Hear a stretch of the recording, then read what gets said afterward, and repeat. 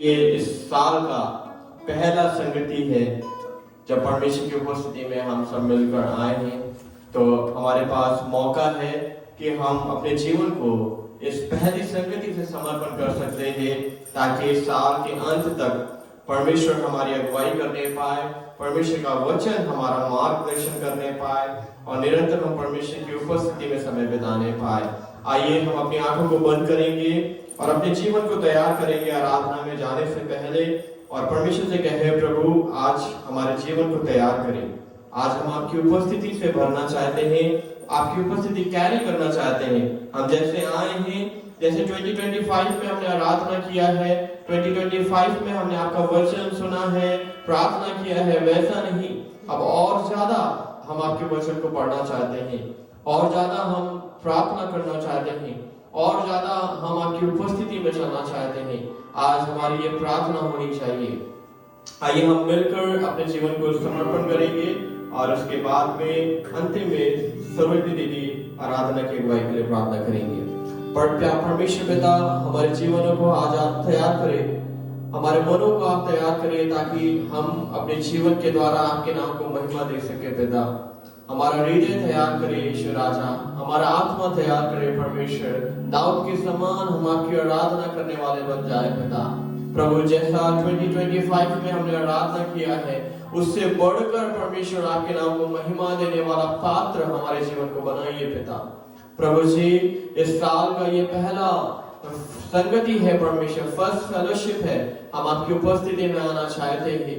हम चाहते हैं कि ये मंडली के द्वारा आपका नाम ऊंचा होने पाए, ये मंडली में आपकी उपस्थिति होने पाए। ईश्वर राजा प्रभु जी, धन्यवाद आपके हर एक आशीषों के लिए, धन्यवाद आपके हर एक परमेश्वर पिता उपकारों के लिए, हर एक ब्लेसिंग्स के लिए हम आपको धन्यवाद देते हैं प्रभु।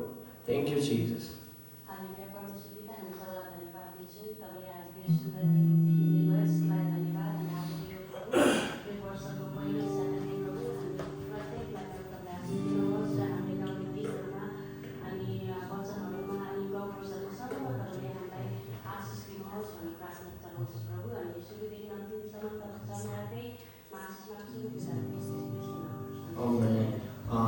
आगे का समय हम आशीष दाई और क्वाइटिंग के हाथ में देते हैं, वो हमारी आराधना में सबैलाई जय मसीह एन्ड ह्यापी न्यू इयर। तपाईहरु सबैजना खुसी हुनुहुन्छ? साँच्चै नै हामी 2025 हामीले राम्रैसँग बिदाई गर्न पायौँ र 2025 मा धेरै कुराहरू भयो हाम्रो जीवनमा है। कति सुखको कुरा नै भयो होला, कति दुःखको होइन, कति आशिष पायो होला प्रार्थनाको, कति कुराहरू हामीले पाएन होला। तर पनि जे जस्तो भए तापनि हामी चाहिँ परमेश्वरलाई धन्यवाद दिनुपर्छ, किनभने उहाँले हामीलाई 2025 मा सुरक्षा दिनुभयो है, जसले गर्दा हामी 2026 देख्न पाएका छौँ। र 2025 मा पुरा नभएको कुराहरू चाहिँ हामी विश्वास गर्छौँ कि परमेश्वरले 2026 मा पुरा गर्नुहुन्छ भन्ने कुरा है। तपाईँहरूको सामने म एउटा बाइबल खण्ड पढ्नेछु, यो नयाँ वर्ष सम्बन्धी नै छ है। यो वर्षिप जानुभन्दा अगाडि एसैया तपाईँहरूले पढिराख्नु भएकै बाइबलको हुन्छ। एसैया 43 को 18 र 19 यसो लेखिएको छ, बितेका कुराहरूलाई भुल, उहिलेका कुराहरूलाई विचार नगर, हेर म एउटा नयाँ कुरा गर्दैछु, त्यो अब हुन आउँछ, के तिमीहरू त्यो देख्दैनौ? म मरुभूमिमा एउटा बाटो र रुखो जमिनमा खोलाहरू बनाउँदैछु। आमेन। साँच्चै नै यो बाइबलको भर्सले के भन्दछ भने हामी बितेका कुराहरूलाई चाहिँ बिर्सिनुपर्ने कुरा होइन। परमेश्वरले चाहिँ हामीलाई एकदम नसोचेको कुराहरू चाहिँ आगामी दिनहरूमा दिँदै हुनुहुन्छ भनेर चाहिँ हामी विश्वास गर्नुपर्ने छ है। जसरी मरुभूमिमा बाटो हुँदैन, खाना केही पनि हुँदैन होइन, जमिनहरू हुँदैन, तर परमेश्वरले त्यो ठाउँमा पनि एउटा बाटो र रुखो जमिनहरू खोला बनाउँछु भन्नुभएको छ है। यसको मतलब चाहिँ परमेश्वर कति महान हुनुहुन्छ। हाम्रो जीवनमा चाहिँ उहाँले चाहिँ आश्चर्य कर्म चाहिँ कामहरू गर्नुहुन्छ भन्ने हामी विश्वास गर्नेछौँ है। हामी सङ्गतिर अगाडि बढाउनेछौँ र अगाडि बढाउनुभन्दा अगाडि हामी एउटा गीत गाउँदै उहाँलाई धन्यवाद दिनेछौँ। म येशूको साथ ज्योतिमा हिँड्छु, दिन र रात उनको पछिमा हिँड्नेछु भनेर। 2026 लागेको छ, अब 2026 मा पनि हामी येशूको साथमा हिँड्ने हामीले चाहिँ घोषणा गर्नुपर्दछ है। आमेन। मिलेर ताली बजाएर नाच्न सक्नुहुन्छ है।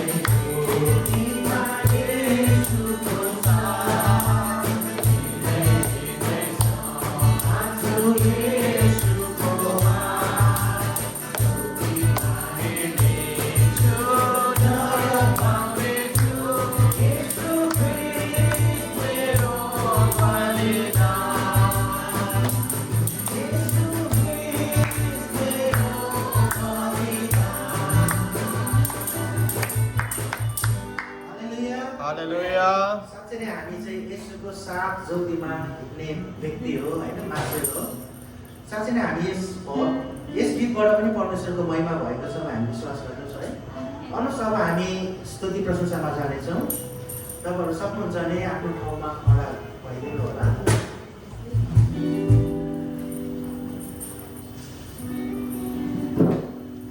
स्तुति प्रशंसामा जानुभन्दा अगाडि म एउटा बाइबलको खण्ड तपाईँहरूको सानो पढिदिन्छु है। भजन सङ्ग्रह 95को 1-7 हेर्नेछौँ। यहाँ यसो लेखिएको छ, परमेश्वरको प्रशंसा र आज्ञाकारिताको गीत। आओ परमप्रभुको निम्ति हामी आनन्दले गाओ, हाम्रो उदाहरणको चट्टान कहाँ चर्को स्वरले कराओ। धन्यवाद चढाउँदै उहाँको सामुने आऊ, भजन र गीतले उहाँको प्रशंसा गरौँ। किनकि परमप्रभु महान परमेश्वर हुनुहुन्छ, सारा देवहरूमाथिका महाराजा। उहाँको बहुलीमा पृथ्वीका गहिरा गहिरा स्थानहरू छन् र पहाडका शिखरहरू उहाँकै हुन्। समुद्र उहाँकै हो, उहाँले नै त्यसलाई बनाउनु भएको हो र सुक्खा भूमि उहाँले नै रच्नु भएको हो। आओ दण्डवत गरौँ र निहुरौँ, हाम्रा सृष्टिकर्ता परमेश्वरको सामु कुरा टेकौँ। किनभने उहाँ नै हाम्रा परमेश्वर हुनुहुन्छ र हामी उहाँका खर्काका प्रजा र उहाँका हातका भेडाहरू हौँ। उहाँ नै हाम्रो परमेश्वर हुनुहुन्छ। आमेन। साँच्चै नै हामी यस घडी चाहिँ परमेश्वरलाई महिमा दिनको लागि चाहिँ आएका छौँ। साँच्चै नै उहाँले हामीलाई हप्ता दिनभरि र लास्ट इयर पनि हामीलाई सुरक्षा दिनुभयो। हाम्रो हरेक कुरामा उहाँले आशिष दिनुभयो। हाम्रो योजनाहरूमा उहाँले आफ्नो योजना बनाउनु भएको छ है।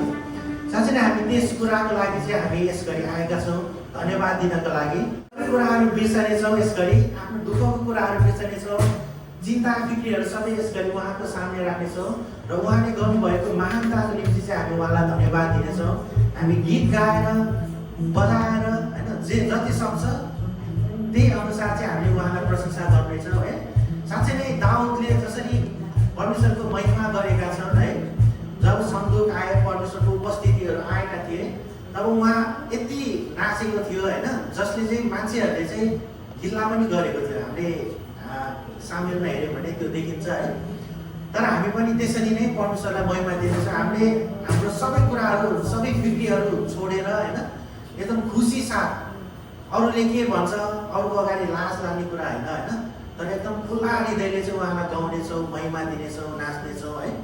र नाच्नु भनेको इन्टरटेनमेन्ट मात्र होइन, तर खुल्ला हृदयले परमेश्वरको महिमा गर्नु पनि हो है। त्यही कारणले चाहिँ अब हामी यस गरी हामी जब प्रभुको आत्मा मेरो हृदयमा छ म गाउँछु दाउद चाहिँ भन्ने गीत गाएर स्तुति प्रशंसालाई अगाडि बढाउनेछौँ। हवस्, हामी कोरस नम्बर 76 जब प्रभुको आत्मा मेरो हृदयमा छ म गाउँछु दाउद चाहिँ, म गाउँछु दाउद चाहिँ, र यो सँगै हामी स्तुति प्रशंसालाई अगाडि बढाउँछौँ।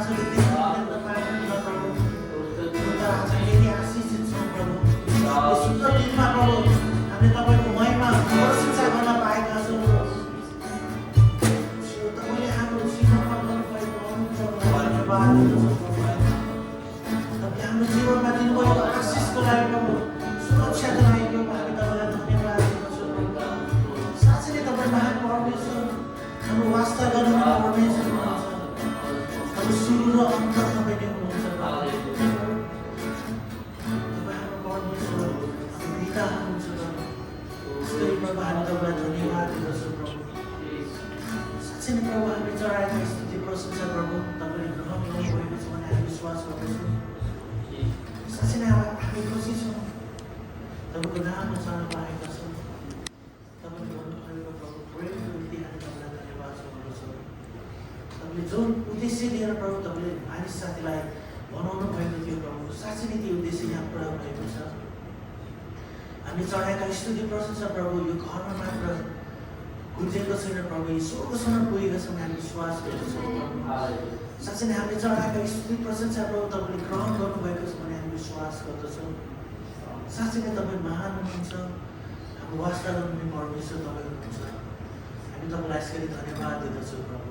हामीले चढाएका स्तुति प्रशंसा र सबै कुरा तपाईँको हातमा राख्दछौँ।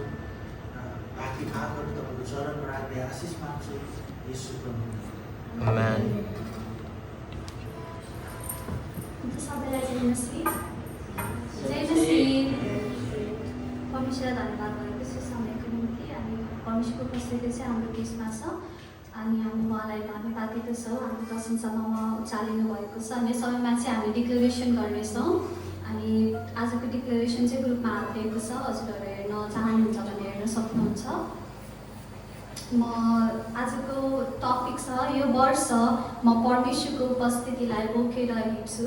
अनि साँच्चै हामी चाहिँ आज वर्षको पहिलो स्याटरडेमा छौँ है, पहिलो विश्राम दिनमा। अनि आजको दिन चाहिँ परमेश्वरले चाहिँ हामीलाई 2025 भरि नै उहाँको उपस्थितिले भर्नुभयो, हामीलाई गाइड गर्नुभयो, हाम्रो हरेक कुराहरूमा परमेश्वरले सहायता गर्नुभयो। अनि यो वर्ष चाहिँ हामी आफैमा अनि परमेश्वरसँग हामी घोषणा गर्नेछौँ अनि परमेश्वरसँग हामी प्रतिज्ञा गर्नेछौँ कि परमेश्वरको उपस्थितिमा मात्र हामी हिँड्नेछौँ है। जब मोसाले चाहिँ इजरायलीहरूलाई गाइड गर्दै हुनुहुन्थ्यो विल्डरनेसमा अनि उहाँ चाहिँ परमेश्वर चाहिँ इजरायलीहरूसँग रिसाउनुहुन्छ अनि उहाँले भन्नुहुन्छ तिमीहरू जाऊ तर म तिमीहरूको साथमा चाहिँ हुने छैन होइन, त्यो बाटो भएर गइराख्दाखेरि होइन। तर मोसाले परमेश्वर भन्नुहुन्छ कि यदि तपाईँको उपस्थिति मसँग जाँदैन भने म यहाँबाट एक पाइला पनि चल्ने छैन भनेर। अनि त्यो चाहिँ मोसाको नम्रता थियो है। मोसाले चाहिँ म ठिक छ यहाँसम्म त आइसकेँ, अब म अगाडि पनि लान्छु गर्छु भनेन, तर उसले भने कि परमेश्वरको उपस्थिति मसँग जाँदैन भने चाहिँ म यहाँबाट हिँड्दा पनि हिँड्दिनँ। अनि हामीले पनि परमेश्वरको उपस्थितिलाई चाहिँ क्यारी गरेर हिँड्न चाहिँ एकदम धेरै जरुरी हुन्छ। कति कुराहरूमा चाहिँ हामी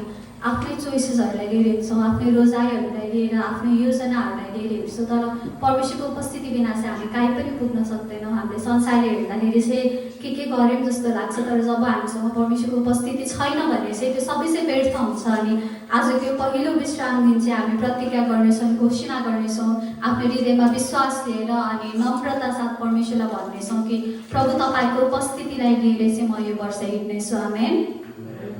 हुन्छ, म भन्नेछु नि, हजुर सबैजना मसँग दोहोऱ्याउन सक्नुहुन्छ।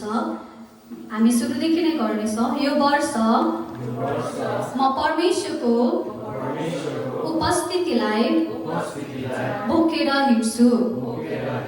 म घोषणा गर्छु यो वर्ष म परमेश्वरको उपस्थितिलाई बोकेर हिँड्दछु। म जहाँ जान्छु उहाँको उपस्थिति मसँगै जान्छ। म डरमा होइन उहाँको विश्राममा हिँड्दछु। म घोषणा गर्छु यो वर्ष परमेश्वर मेरो अगाडि जानुहुन्छ। म कहिले एक्लै हुने छैन, कहिले त्यागिएको छैन र कहिले पराजित हुने छैन। उहाँको उपस्थितिले मेरो मार्ग अगुवाई गर्छ। म घोषणा गर्छु यो वर्ष म परमेश्वरको उपस्थितिलाई बोकेर हिँड्दछु र म हरेक दिन पूर्ण आनन्द, शक्ति र शान्तिमा हिँड्दछु। म घोषणा गर्छु यो वर्ष परमेश्वरको उपस्थितिले मलाई अलग पार्छ। म चिन्हित, विशिष्ट र प्रभुको उपस्थितिद्वारा पहिचान गरिएको छु। म घोषणा गर्दछु यो वर्षमा परमेश्वरको उपस्थितिलाई बोकेर हिँड्दछु र मेरा कामहरू प्रभुको हातद्वारा निर्देशन गरिएका, सम्हालिएका र स्थापित गरिएका छन्। म घोषणा गर्छु यो वर्षमा आज्ञाकारिता र विश्वासमा परमेश्वरको सामु हिँड्दछु। म हरेक दिन उहाँको उपस्थितिलाई बोकेर हिँड्दछु र मेरो जीवनले उहाँको महिमा प्रतिबिम्बित गर्दछ। म यी सबै कुरा मेरो जीवनमा येशूको शक्तिशाली नाममा घोषणा गर्छु। आमेन।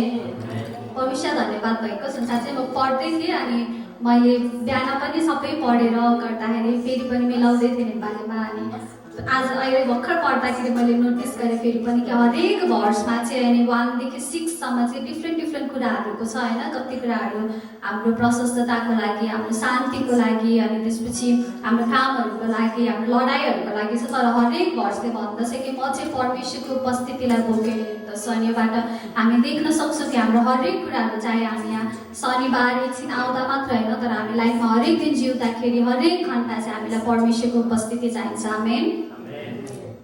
बाकी सब मेरी सब पास्टर सब। जय मसीह। अभी ये समय है, सबसे पहला अनाउंसमेंट ये है कि नेक्स्ट फेलोशिप से ग्रेस एंड जोएल सबसे फ्रंट में बैठेंगे यहाँ पर आराधना जब तक होगा, ठीक है। और अभी ये समय है परमेश्वर के लिए भेजी देने का, तो हम वो दाई को रिक्वेस्ट करेंगे कि भेजी के भाग में वो वर्ड में हमारी अगुवाई करें।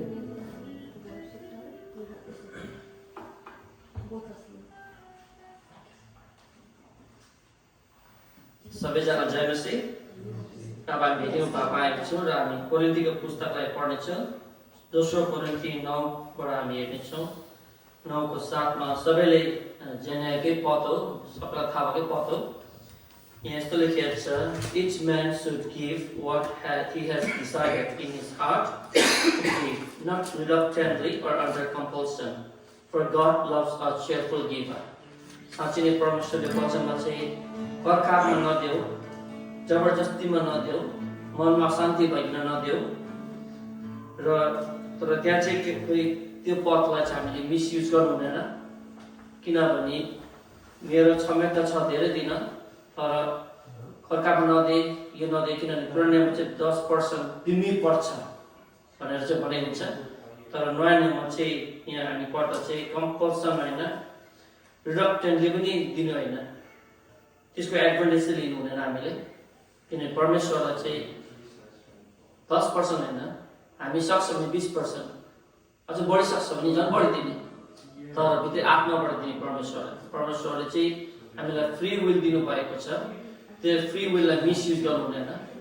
परमेश्वरमा चाहिँ हामी सदासम्म परमेश्वरको नाममा दिइरहनु पर्ने, हाम्रो समय परमेश्वरलाई दिने, प्रेजेन्ट वर्सिप हामी परमेश्वरलाई दिने, र फाइनेन्सियली पनि हामी परमेश्वरलाई जति दिनु सक्छ, दिनै पर्छ भनेर होइन, झन् बढी दिनु सक्छ भने त बढी दिने। परमेश्वरले हामीलाई फ्री विल दिनुभएको छ, त्यो फ्री विलले चाहिँ हामी मिसयुज चाहिँ गर्नु भएन। आउनुहोस् हामी एउटा भजन गीत गाएर भित्र जानेछौँ।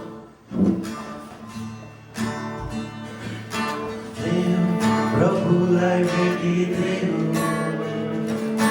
देव प्रभुलाई भेटिदेऊ, देव प्रभुलाई भेटिदेऊ,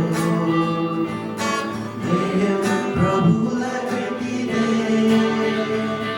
जो नामले तिमीलाई दिन्छन्, सोही नामले तिमीलाई दिन्छन्, देव प्रभुलाई भेटिदेऊ, देव उद्धार सिद्धले देऊ।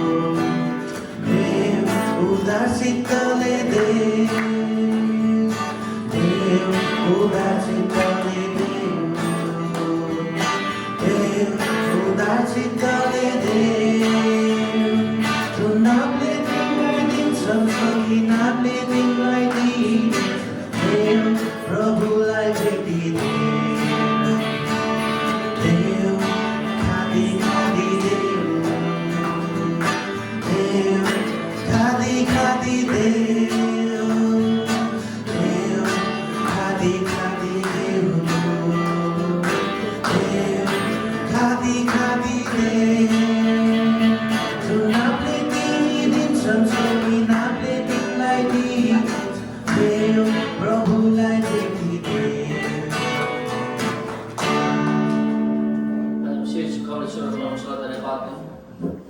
पिता साँच्चै नै दिनलाई तपाईँलाई धन्यवाद दिँदछु जुन सुन्दर दिन तपाईँले दिनुभएको छ आज फर्स्ट सैटरडे फेलोशिप यो 2026 को फिर तपाईँलाई धन्यवाद दिँदछु प्रभु यो दिन हामी देख्नु पाएको छ र त्यति पनि नभइकन आज वचनले चाहिँ उदार साथ आज तपाईँलाई हामीले दिनु पाएको छ र त्यो आत्माबाट हामी तपाईँलाई फेरि चढाउँदछु परमेश्वर पिता आज प्रेज वर्षिप मात्र नभइकन परमेश्वर सर्वत्र नभइकन आत्माबाट तपाईँलाई धन्यवाद दिन फाइनेन्सियली पनि तपाईँलाई धन्यवाद दिन चाहन्छु परमेश्वर पिता तपाईँले दिनु भएकोमा तपाईँबाट हामी तपाईँको नाममा यसरी भेट उठाउनु पाएको छ The whole world तपाईँको युनिभर्स तपाईँको नै हो परमेश्वर तपाईँले सृजना भएको तर पनि हामी यो डिक्लेयर गर्दछु परमेश्वर पिता कि तपाईँलाई हामी धन्यवादी भइकन यसरी फाइनेन्सियली पनि तपाईँले हामीलाई स्ट्रङ बनाएको कारणले तपाईँलाई नै हामी चढाउँदछु महिमा जस्तो अवस्थामा पनि तपाईँले यसरी नै हामी तपाईँलाई चढाइरहन सक्छौँ फाइनेन्सियली स्पिरिचुअली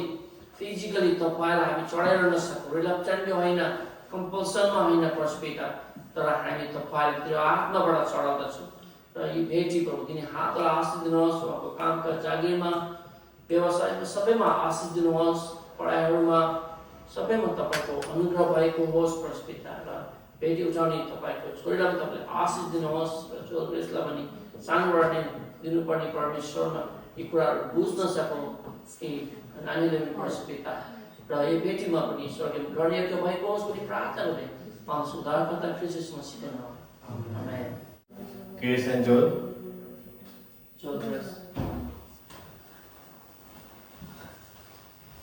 तो टाइम मुझे लगता है संडे स्कूल रखना पड़ेगा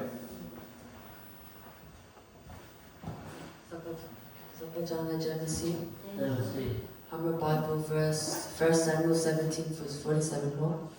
Read your lecture. The battle belongs to the Lord. Amen. This Bible verse tells us that if we believe in the Lord, we will defeat anyone in battle. Amen.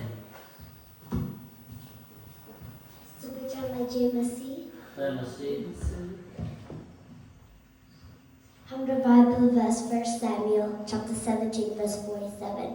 Yo paniko, the battle belongs to the Lord. This means that with the name of God you can do anything and nothing is impossible. Amen. Thank you Chris and Joel. अभी हमारा testimony और prayer request का time है। उससे पहले हम हमारी मंडली में आमा का स्वागत करना चाहते हैं। सब लोग ताली बजाकर स्वागत करेंगे। पहली बार हम आए हैं, मैं भी सेकंड टाइम मिला हूँ। पहले टाइम शादी में मिला था। अभी आमा को कुछ समय देना चाहते हैं, अपने जीवन से टेस्टिमनी या परमेश्वर का जो वचन शेयर करना चाहते हैं। आप लोग ताली बजाकर स्वागत करें।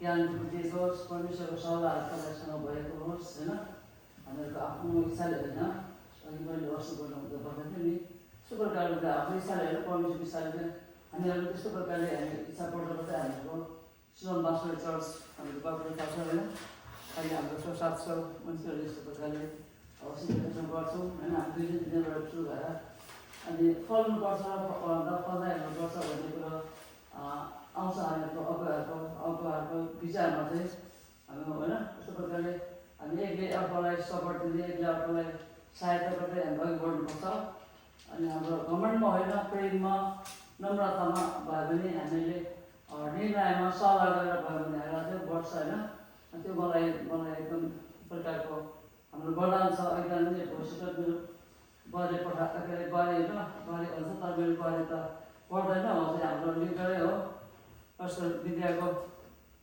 श्रीमती हाम्रो भविष्य पासको अनि पनि भन्दाखेरि चाहिँ मात्रै तपाईँ पास गर्यो दिदी तपाईँको विचारलाई परमेश्वर पुरा गर्नु हुँदैछ भनेर भविष्यको पठाएको छ ज्ञान मिलिसकेपछि त्यस्तो प्रकारको हामीले भिजन हुनुपर्छ, ठुलो भिजन हुनुपर्छ होइन। परमेश्वर भन्छ तिमीहरूको विचारहरूले अघि बढा, एकअर्कामा सपोर्ट हुँदै एकअर्कामा भेला हुँदै जाउँ भन्नुभएको छ। हामी यस्तै थियो हाम्रो पास्टरहरू पनि 2 सङ्गतिमा थियौँ, हामी भेट भएर हामी त्यस प्रकार उच्च भएर गएको हो र हामी मात्रै बस्छौँ भनेर बसेन पास्टर चढ्नु। हामी कहाँबाट आएको मान्छेहरू हौँ, तर हामीहरू एकले अर्कोलाई सपोर्ट, एकले अर्कोलाई सपोर्ट गऱ्यो भने चाहिँ हामीहरू एकदमै हुन्छ होइन। डक्टरको भनाइ पनि छ नि, हाम्रो मेरो श्रीमानतिर भन्दाखेरि हामीहरूमा धेरै डक्टरको सल्लाहहरू हामी पाउँथ्यौँ। त्यो हाम्रो करण हुन्छ नि, त्यस्तो हुन्छ अरे कि एउटाले केही ड्यामेज भयो सबै यस्तो उडाइदिन्छ अरे, लडाइदिन्छ अरे क्या। एउटा बिरामी भयो 2 र 3 त्यस्तो गर्दा जान्छ नि, 6 र 7 प्रकारको त्यस्तो प्रकार हुन्छ। र हाम्रो परमेश्वरको वचन अनुसार भने हामीले एकले अर्को सपोर्ट गर्दै गर्दै जानुपर्छ। धन्यवाद तपाईँहरू जुन मौका दिनु पास्टरले र सिद्धिमा सानो मण्डलीमा एकदमै धन्यवाद है कि तपाईँहरू बढाउँदै जानुहोस्, एकले अर्कोलाई सपोर्ट गर्दै जानुहोस्, प्रेममा जानुहोस्, सल्लाहमा जानुहोस् होइन। यो म चाहन्छु। धन्यवाद।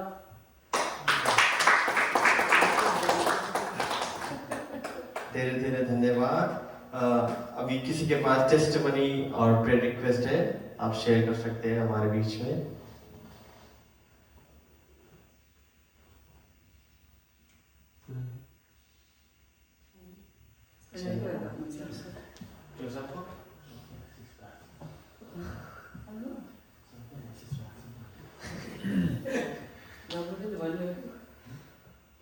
Okay, no testimony, no prayer request, ठीक है। हमारे संडे स्कूल के बच्चों के लिए हम प्रार्थना करेंगे और आमा के लिए प्रार्थना करेंगे।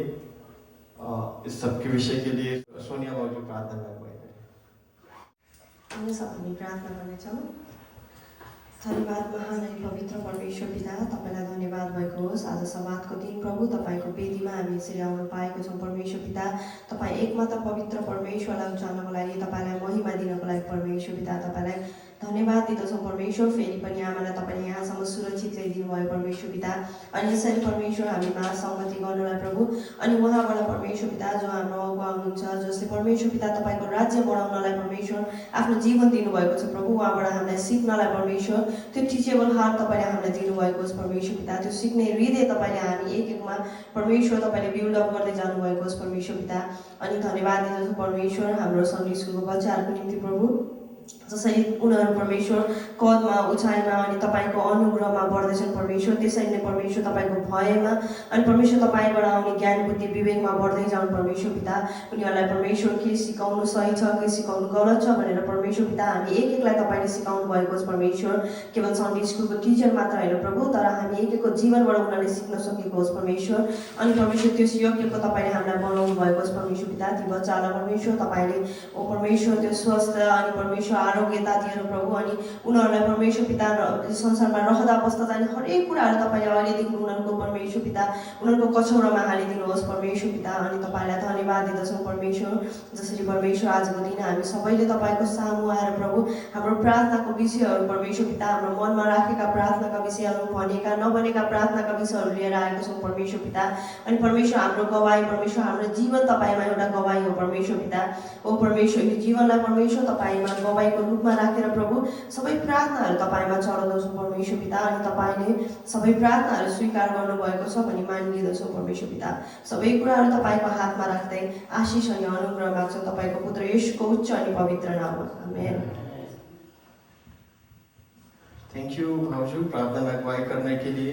अनाउंसमेंट सेम है, हमारा ट्यूसडे बाइबल स्टडी 7:55 में स्टार्ट होता है और सैटरडे 10 बजे हमारी आराधना शुरू होती है और नेक्स्ट सैटरडे पूरनदाई का लीडिंग है। ठीक है, अभी हम परमेश्वर के वचन को सुनने के लिए जा रहे हैं। आप सब तैयार हैं परमेश्वर का वचन सुनने के लिए? 2025 का लास्ट वचन क्या था?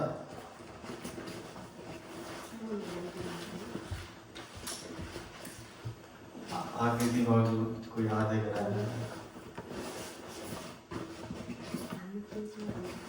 2025 का अंतिम वचन, एम्बेसडर ऑफ क्राइस्ट। हमें कैसे परमेश्वर का एम्बेसडर होकर चलना है, हमें क्राइस्ट को रिप्रेजेंट करना है, ये हमने सुना था। और आज हम परमेश्वर की उपस्थिति के बारे में सुनने वाले हैं। हमने डिक्लेरेशन में भी सुना था, अभी परमेश्वर की उपस्थिति के बारे में हमने घोषणाएं किया, डिक्लेरेशन किया। सेम आज हम परमेश्वर की उपस्थिति को सुनने और समझने जा रहे हैं। कई बार हम परमेश्वर की उपस्थिति को फील नहीं कर पाते। बहुतों के मुंह से मैंने सुना, मैंने परमेश्वर की उपस्थिति फील नहीं किया, इनकाउंटर नहीं देखा है परमेश्वर का आराधना में। तो परमेश्वर की उपस्थिति कैसे होती है, परमेश्वर की उपस्थिति को हम कैसे फील कर सकते हैं? ऐसा हो नहीं सकता कि जब हम परमेश्वर की आराधना करें और परमेश्वर की उपस्थिति उतर कर ना आए, या परमेश्वर की उपस्थिति हमारे बीच में ना आए, ऐसा हो नहीं सकता। लेकिन हम उसे कैसे प्राप्त कर सकते हैं? आज ये टॉपिक, आज ये क्वेश्चन परमेश्वर ने हमें इस मंडली के लिए दिया, क्योंकि हम 2026 के फर्स्ट फेलोशिप में, ये पहला आराधना है इस साल का जो हम यहाँ पर बैठकर कर रहे हैं। और कौन सी एक बात है जो हम पूरे साल लेकर चल सकते हैं? हमारे लिए सबसे बेस्ट चीज क्या है जो हम पूरे साल में लेकर चलना है? वो प्रेजेंस ऑफ गॉड है, परमेश्वर की उपस्थिति है। अगर हम परमेश्वर की उपस्थिति को अपने साथ लेकर ना चले, या परमेश्वर की उपस्थिति हमारे बीच में ना उतर कर आए, तो हमारा ये सब आराधना करना व्यर्थ है, मेरा प्रचार करना व्यर्थ है, ये प्रभु भोज लेना व्यर्थ है। लेकिन जब परमेश्वर की उपस्थिति हमारे बीच में आती है, तब हमारा सब चीज मीनिंगफुल हो जाता है। हमारा आराधना का अर्थ होता है, वचन का अर्थ होता है, प्रार्थना का अर्थ होता है। तो सबसे पहले प्रस्थान की पुस्तक अध्याय 33 उसका 15 वचन पढ़ेंगे। Exodus 33 verse 15।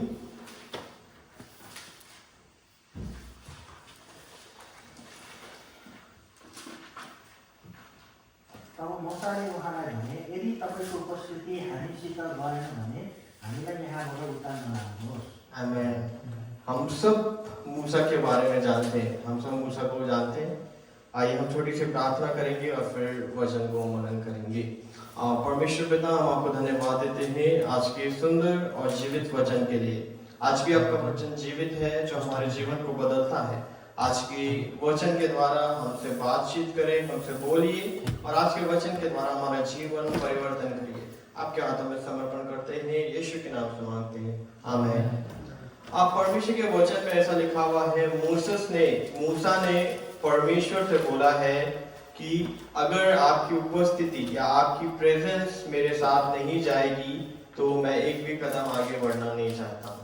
इंग्लिश के NIV बाइबल में इस तरीके से मोसेस ने बोला है, Then Moses said to him, If your presence does not go with us, do not send us up from here. परमेश्वर कहीं ले जाना चाहता था मूसा को, परमेश्वर कहीं ले जाना चाहता था इजरायलियों को, लेकिन मूसा ने एक बात बोला है जो समझने और सुनने वाला है, जिसमें गौर करने वाला है। वो ये है कि परमेश्वर, अगर आपकी उपस्थिति मेरे साथ नहीं जाएगी, मुझे एक भी कदम आगे नहीं जाना है। आज इस नए साल के हम पहले आराधना के हम करके अभी बैठे हैं, परमेश्वर का वचन सुन रहे हैं। एक ऐसी कौन सी चीज है जिसे हम लेकर चलना चाहते हैं, जिसे हम इस पूरे साल अपने साथ लेकर चलना चाहते हैं? आपने बहुत सारा 31st को प्लान बनाया होगा कि मैं इस साल ये करूँगा, इस साल में ये शुगर नहीं खाऊंगा, इस साल में वेट लूज करूंगा, इस साल में वेट गेन करूंगा, इस साल में चिकन नहीं खाऊंगा, मटन नहीं खाऊंगा। बहुत सारा रेजुलेशन हम लोग बनाते हैं, है ना। किशोर भाई बोलता है मुझे घटना है हमेशा, किसी को वेट चाहिए, किसी को वेट कम करना है। तो हमने बहुत सारा प्लान किया होगा इस ईयर में कि अब इस 2026 में तो यार मैं एकदम परफेक्ट परमेश्वर का बेटा बनूंगा, या मैं परमेश्वर का वचन पालन करूंगा, आराधना में समय बिताऊंगा। लेकिन 2026 के लिए परमेश्वर का वचन आज जो है वो ये है कि सबसे बेस्ट क्या होगा जो हम इस पूरे साल अपने साथ लेकर चल सकते हैं? Presence, the presence of God आज के प्रचार का शीर्षक है, थीम है, विषय है, द प्रेजेंस ऑफ गॉड। इससे बढ़कर हमारी लाइफ में और कुछ भी नहीं है। क्या आपने परमेश्वर की उपस्थिति अपने जीवन में महसूस किया है कभी? इवन जब आज हम आराधना कर रहे थे, आपने परमेश्वर का उपस्थिति फील किया? इस वचन के लिए हम प्रार्थना करते हुए आ रहे थे, बीते दिन में, कल रात में प्रार्थना की, परमेश्वर कुछ डिफरेंस हमारे लाइफ में होना चाहिए, कुछ अलग हमारे लाइफ में होना चाहिए। आराधना तो सब करते हैं, सभी मंडली में आराधना हो रहा होगा, अभी कुछ टाइम बाद नेपाल में शुरू होगा, हर दुनिया के कोने कोने में लोग अलग अलग समय पर आराधना करते हैं। लेकिन क्या होगा परमेश्वर जब आपकी उपस्थिति ही उस आराधना में उतर करना है? हम कितना ही तेज क्यों ना गा ले, हम कितना ही महंगा स्पीकर माइक क्यों ना यूज कर ले, लेकिन अगर उपस्थिति उतर कर नहीं आ रही है तो क्या ही फायदा है? पुराने टाइम पर, पुराने नियम में अगर हम पढ़ के जाएंगे, बहुत टाइम पर परमेश्वर की उपस्थिति हट गई, परमेश्वर की उपस्थिति चली गई, दूर हो गई। क्यों? क्योंकि लोगों के जीवन सही नहीं था, लोगों के जीवन में पाप था, लोग बेटी से चुराते थे, दशमांश चुराते थे, लोग व्यभिचार में थे, बहुत सारा पाप पुराने नियम में देखने को मिलता है। और ये वचन भी आज हमें इसी तरीके से सिखाने वाला है कि 2025 में हो सकता हो हम बिना प्रेजेंस के परमेश्वर के आगे चले होंगे, लेकिन 2026 में सबसे कीमती, सबसे प्रीशियस हमें क्या चाहिए? वो है प्रेजेंस ऑफ गॉड, परमेश्वर की उपस्थिति। हमें अगर हम जेनेसिस से लेकर रेवलेशन तक पढ़ेंगे, वहां पर हम देख सकते हैं परमेश्वर के वचन में जब जब उपस्थिति अब्राहम के जीवन में आया, जब जब उपस्थिति मूसा के जीवन में आया, तब तक एक बदलाव आ गया, उनका जीवन बदल गया। पुराना जीवन तो खराब था, गंदा था, लेकिन उपस्थिति उतरता है, क्या आता है? जीवन चेंज हो जाता है। इवन इजराइल को जब लीड करने का बारी आए, तब भी परमेश्वर का उपस्थिति आगे आगे जाता है, तब इजरायली पीछे पीछे फॉलो करते हैं। क्यों? क्योंकि परमेश्वर चाहता है हम उसकी उपस्थिति को घेर कर रखें, अपने चारों तरफ परमेश्वर की उपस्थिति हमें बांध कर रखे। परमेश्वर बार बार इजरायलियों को मिस्र से निकालना चाह रहा था। क्यों? क्योंकि वो आकर कहाँ जाना है? जंगल में जाकर परमेश्वर की उपस्थिति महसूस करना है, परमेश्वर की उपस्थिति में समय बिताना है। तो आज हमारे जीवन में क्या बाधा है या क्या बात है जो हम परमेश्वर की उपस्थिति फील नहीं कर पा रहे हैं, या परमेश्वर की उपस्थिति हम महसूस नहीं कर पा रहे हैं? वो हम देखने वाले हैं। साथ ही हम देखेंगे कि जब परमेश्वर की उपस्थिति आएगी, हम कितना ज्यादा आशीषित होंगे, हम कितना ज्यादा ब्लेस्ड होंगे।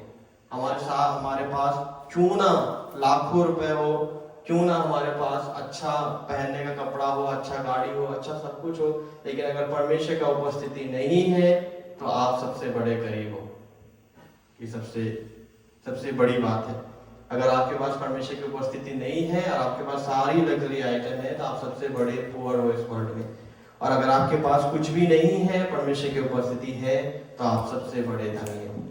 ये परमेश्वर का वचन का प्रिंसिपल है, ये परमेश्वर के वचन का एक सिद्धांत है। तो आज हम सुनने वाले हैं परमेश्वर की उपस्थिति के बारे में। मूसा ने बहुत खूबसूरत बात बोला कि Lord we will not go unless you go with us. परमेश्वर आप मेरे साथ नहीं जाएगा तो मैं नहीं जाऊंगा, मैं एक भी कदम आगे बढ़ने वाला नहीं हूँ। तो क्या आज आप ये निर्णय, ये डिसीजन, ये रेजुलेशन ले सकते हैं कि परमेश्वर इस साल के जब हम शुरू में हैं, तो परमेश्वर अगर आपकी उपस्थिति मेरे साथ नहीं जाएगा तो मैं भी नहीं जाऊंगा, मैं भी नहीं चलूंगा। हम लोग बार बार क्यों बोलते हैं प्रार्थना करो, परमेश्वर अगर अगुवाई करेगा तो करना, है ना? बहुत सारे विषयों में हम लोग ये बोलते हैं पर प्रार्थना करो, लेकिन क्या आपको अगुवाई मिलती है कि आप अपने आप से कुछ करने लग जाते हो? कोई काम करना है या जॉब करना है या कुछ खरीदना है, तो परमेश्वर अगुवाई करता है, तब आप करते हो कि बस प्रार्थना करा फॉर्मेलिटी के लिए और बस जाकर करने लग गए काम। और फिर जब वो काम बिगड़ गया, तब एक सीधा विश्वासियों की लाइफ में एक सीधा वर्ड क्या होता है पता है? शायद परमेश्वर की इच्छा नहीं थी इसलिए हुआ नहीं। पहले अगुवाई मिलना नहीं, दूसरा जब वो चीज हुआ नहीं तो क्या वो परमेश्वर का इच्छा नहीं था तो वो नहीं मिला या वो नहीं हुआ। तो आज हम परमेश्वर की उपस्थिति के बारे में गंभीर रीति से सीखने वाले हैं, और ये फर्स्ट प्रीचिंग इस ईयर का है। सबसे फर्स्ट पॉइंट जो है वो ये है, the presence of God is our top priority. आप लोग नेपाली में ट्रांसलेट नहीं करते, इसलिए मैं ट्रांसलेट करके आया हूँ। परमेश्वर को उपस्थिति हमरो सर्वोच्च प्राथमिकता हो। आमेन, आमेन। मैं नहीं सुन रहा हूँ। अगर आपके जीवन में परमेश्वर की उपस्थिति टॉप प्रायोरिटी है तो आमीन भी बड़ा होना चाहिए। आमेन, आमेन। एक्सोडस चैप्टर 33 14, 15, 16 वर्स हम पढ़ेंगे, उसी चैप्टर का वर्स है। अनि परमप्रभुले भन्नुभयो, मेरो उपस्थिति तसँग जानेछ र म तँलाई विश्राम दिनेछु। अब मोसाले उनीहरूलाई भने, यदि तपाईँको उपस्थिति हामीसित गएन भने हामीलाई यहाँबाट उता नलानुहोस्। तपाईँ हामीसितै नगएसम्म म र तपाईँका यी मानिसहरूले तपाईँको निगाह पाएका छौँ भनेर हामीले कसरी जान्ने? अरू के कुराले म र तपाईँका मानिसहरू पृथ्वीका सारा मानिसहरूभन्दा भिन्नै हुन्छौँ। आमेन। इस पूरे वचन जब हम पढ़ेंगे तो पूरा आपको परमेश्वर का दिल, परमेश्वर का हृदय, मूसा का मन, सब कुछ आपको देखने को मिलता है। मूसा यहाँ पर रिक्वेस्ट कर रहा है परमेश्वर की उपस्थिति के बारे में। क्यों? क्योंकि जब हम 33 चैप्टर शुरू से पढ़ रहे हैं, वहां पर क्या हुआ है, मूसा जब पर्वत पर जाता है, नीचे क्या होने लग जाता है, पाप होने लग जाता है, आइडेंटिटी स्टार्ट होता है, बाद देवता की आराधना होना शुरू होता है, लोग अपना अपना धर्म रीति रिवाज में फंस जाते हैं। वहां से क्या होता है, परमेश्वर की उपस्थिति विड्रॉ हो जाती है, परमेश्वर की उपस्थिति वहां से दूर हो जाती है, क्योंकि वहां पर पाप लोगों के जीवन में आ गया। तो सबसे पहली बात समझने की आवश्यकता ये है, मैंने बार बार बोला है, जहां पाप होगा वहां पर परमेश्वर की उपस्थिति नहीं होगा। जहां पर सिन होगा वहां पर परमेश्वर का प्रेजेंस कभी भी नहीं होगा। आप कितने भी बड़े आराधना क्यों ना हो, आप कितने बड़े प्रचारक क्यों ना हो, लेकिन अगर आपने पाप किया है तो आपको उपस्थिति प्राप्त करने के लिए रिपेंट करना ही पड़ेगा, पश्चाताप करना ही पड़ेगा। तो यहाँ पर क्या हुआ है, लोगों ने पाप किया है, लोगों ने आइडेंटिटी में जाकर अपने जीवन को बिताया है, तो वहां से परमेश्वर की उपस्थिति दूर हट गया है, परमेश्वर की प्रेजेंस वहां से चला गया। ठीक है, तो मूसा फिर क्या कर रहा है, तंबू में जाता था, टेंट में जाता था, मिलाप वाले तंबू में लिखा हुआ है, वहां जाकर क्या करना है, परमेश्वर से आमने सामने बातचीत होता है। परमेश्वर, क्योंकि मूसा को आपने वचन पढ़ा है तो पता होगा, मूसा को परमेश्वर ने फ्रेंड भी बोला है, दोस्त भी बोला है, मित्र भी बोला है। मूसा और परमेश्वर मित्र है, फ्रेंड है, तो नॉर्मल बात होता है। तो टेंट में जब परमेश्वर के साथ मूसा का बातचीत होता है, तो मूसा परमेश्वर से रिक्वेस्ट करता है, परमेश्वर आपकी उपस्थिति हमें चाहिए, क्योंकि उपस्थिति जो है वो क्या हो गई है, विड्रॉ हो गया है। मूसा को मालूम है मैं अच्छा लीडर परमेश्वर ने मुझे बना दिया है। मूसा को जब बुलाया गया था, मूसा बोल नहीं पाता, हकला था। मूसा को अच्छा लीडर बनाया, अच्छा एक्सपीरियंस आया, अच्छा सब कुछ सीख गया, टेक्निक सीख गया, पर मूसा को मालूम है एक चीज का कमी है, क्या? परमेश्वर का उपस्थिति, परमेश्वर का प्रेजेंस। परमेश्वर ने हमें लाख हथियार दे दिए शैतान को हराने के लिए, लेकिन परमेश्वर ही हमारे साथ नहीं है तो हम ही घायल होंगे, हम ही मर जाएंगे। लेकिन परमेश्वर अगर हमारे साथ है तो हमारे दुश्मन कितना भी बड़ा भी हो, परमेश्वर को हरा देगा। संडे स्कूल में भी हम लोग आज वही सीख रहे थे, डेविड और गोलियत के बारे में, है ना। बच्चों ने भी आकर यहाँ पर यही बोला कि जब परमेश्वर हमारे साथ है हम कुछ भी कर सकते हैं, पर अगर परमेश्वर हमारे साथ है तो हम कुछ भी नहीं कर सकते। ये परमेश्वर का वचन कहता है। तो जब परमेश्वर की उपस्थिति हट गई, फिर मूसा एक नए कवनेंट, एक नए वाचा के लिए परमेश्वर के साथ बात कर रहा है। वो क्या है कि प्रभु हमें आपकी उपस्थिति चाहिए। आज हमारी और आपकी ये प्रार्थना होनी चाहिए, परमेश्वर आपकी उपस्थिति हमारे जीवन में, हमारे परिवार में, हमारे बच्चों के जीवन में चाहिए। अगर आपकी उपस्थिति नहीं होगी, हम अपने जीवन में कुछ भी कर नहीं पाएंगे, हम अपने जीवन में कुछ भी आशीषें प्राप्त नहीं कर पाएंगे। हमने देखा है 2025 में परमेश्वर ने हमारे सबके लाइफ में अद्भुत काम किया, अद्भुत मिरेकल्स किया। हमारे पास बोलने को अगर टाइम दिया जाए तो कितना हम बोलते रहेंगे, समय नहीं पुगेगा।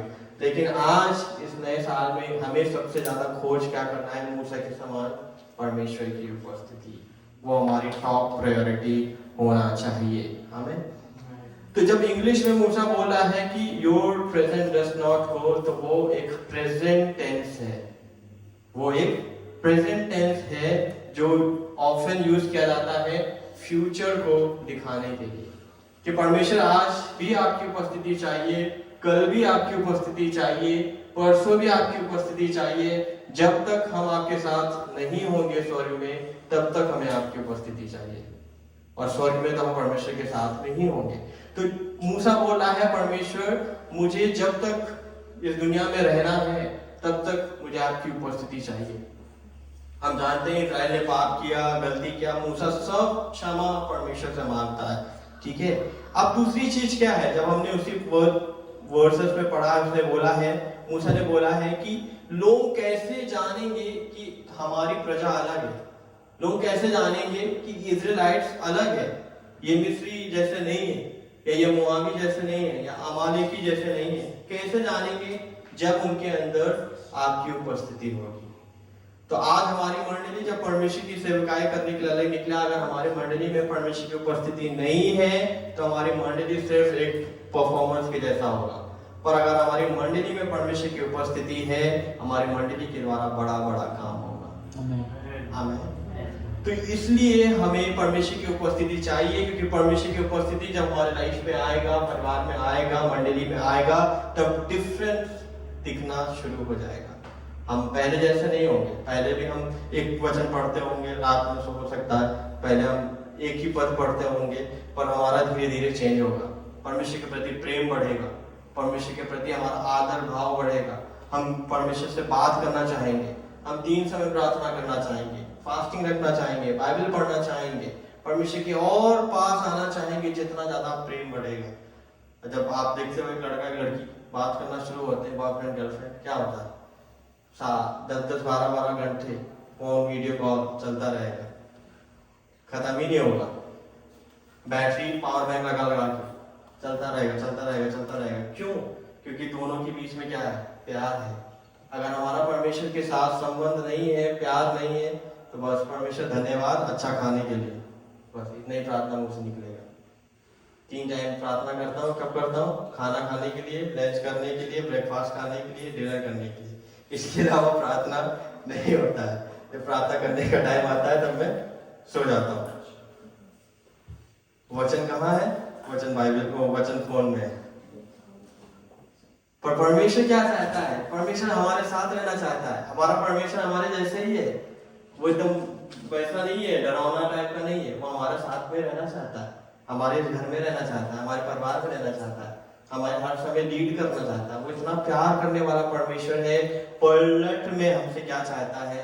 हम भी उससे प्यार करें, हम भी उससे बात करें। हम कैसे परमेश्वर से बात कर सकते हैं? उसके वचन से। हम यही नहीं खोलेंगे तो परमेश्वर से हमारा बातचीत कैसा होगा? है ना? अगर हम यही बाइबल ही नहीं जानते हैं तो हमारा परमेश्वर से कैसे बात होगा?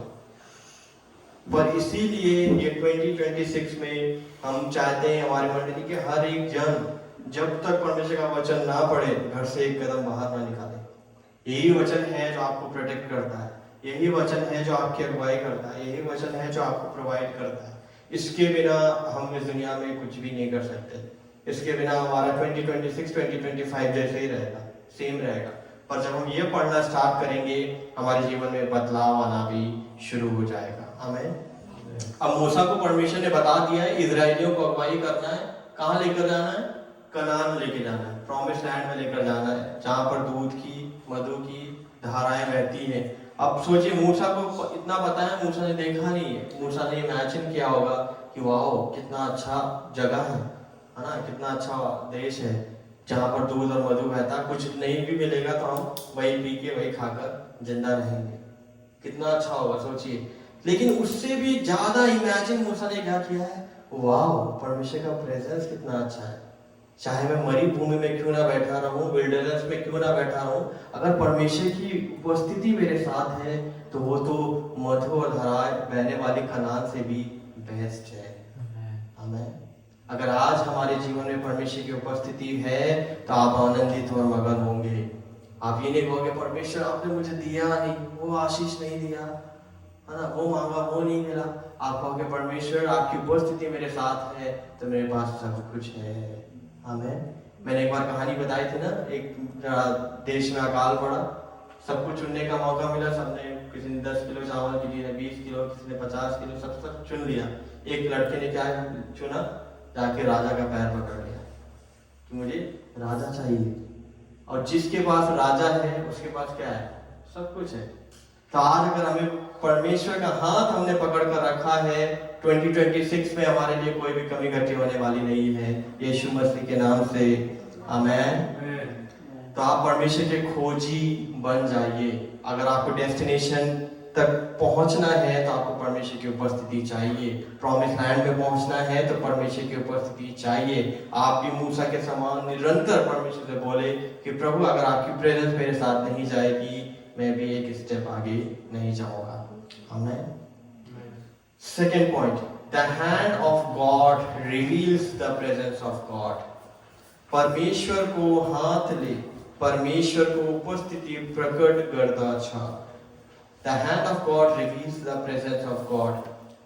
यशाया 41 का 10 वर्ष, Isaiah chapter 41 verse 10.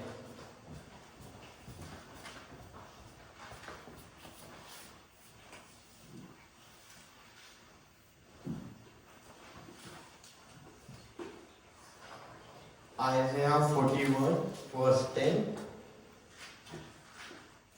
यसैले नडरा, किनकि म तपसित छु, निरुत्साहित नहो, किनकि म तेरा परमेश्वर हुँ, म तँलाई बलियो पार्नेछु, म तँलाई सहायता गर्नेछु, मेरो धार्मिकताको दाहिने हातले म तँलाई सम्हाल्नेछु।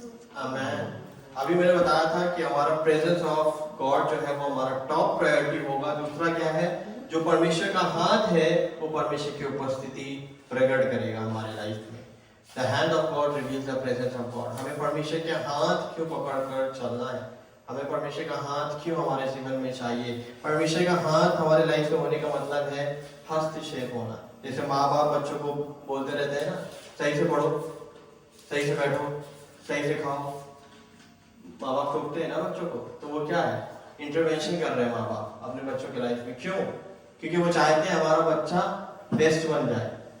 कोई माँ बाप चाहेगा हमारा बच्चा ऐसे दूध बड़ा भी हो जाएगा तो दूध ही पीता रहे, 20-22 साल का हो जाए, शादी हो जाए, फिर भी क्या पी रहा है, दूध ही पीता रहे। कोई माँ बाप चाहता है?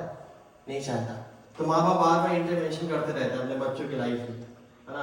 हम लोग सुबह यहाँ पर रुके थे, हम तो देखा था मोहन दाई बीफ का सॉसेजेस बनाकर खूब ग्रिल जो है को खिलाते रहते हैं, बढ़िया बढ़िया ब्रेकफास्ट एवरी मॉर्निंग। क्यों? क्योंकि जब हर माँ बाप चाहता है हमारा बच्चा स्ट्रांग हो जाए, हमारा बच्चा एकदम बुद्धिमान हो जाए, वचन में एक्सेल हो जाए, पढ़ाई में एक्सेल हो जाए, हर चीज में एकदम टॉप में रहे।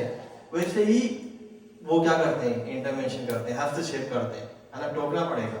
अभी फॉर एग्जाम्पल हमें चर्च में हम मोहल्ला लीडर है, तो हम लोग क्या है, चर्च में कुछ कमी घटी है तो हमें क्या करना है, उसको सुधारना है। हम ही नहीं कहते हैं आ जाओ, नहीं जैसा हो रहा चलने दो।